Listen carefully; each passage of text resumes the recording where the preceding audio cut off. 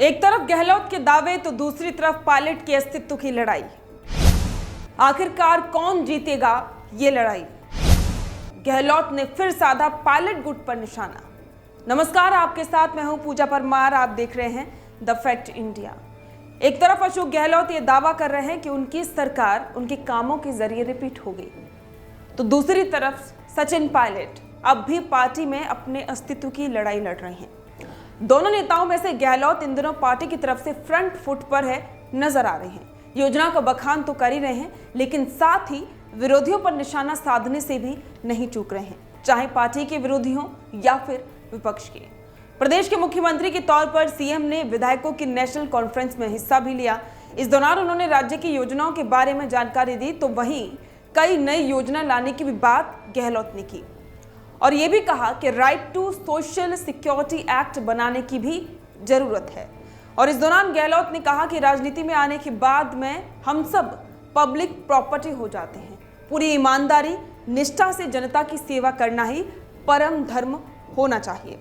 और साथ ही कहा कि अपनी पार्टी की विचारधारा के लिए समर्पित और प्रतिबद्ध रहना बहुत बड़ा गुण होना चाहिए, क्योंकि पार्टियों में आपस में अप एंड डाउन चलते रहते हैं। कई बार लोग लोभ लालच के अंदर पार्टी बदल लेते हैं, जो कि नहीं होना चाहिए। ये नई पीढ़ी को गलत संदेश जाता है।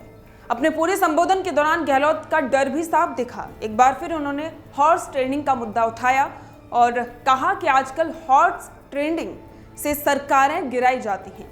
अगर सरकारें गिराई जाएंगी तो लोकतंत्र के मायने क्या रह जाते हैं? जैसा कि आप जानती हैं, गहलोत बीजेपी पर सरकारें गिराने का आरोप लगाती हैं।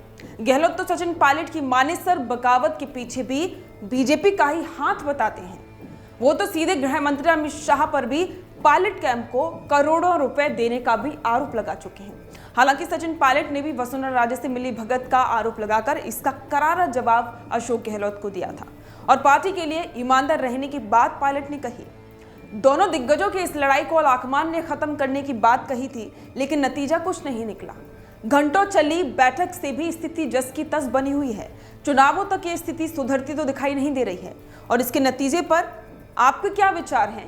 कमेंट करके जरूर बताएं। बने रहें द फैक्ट इंडिया के साथ।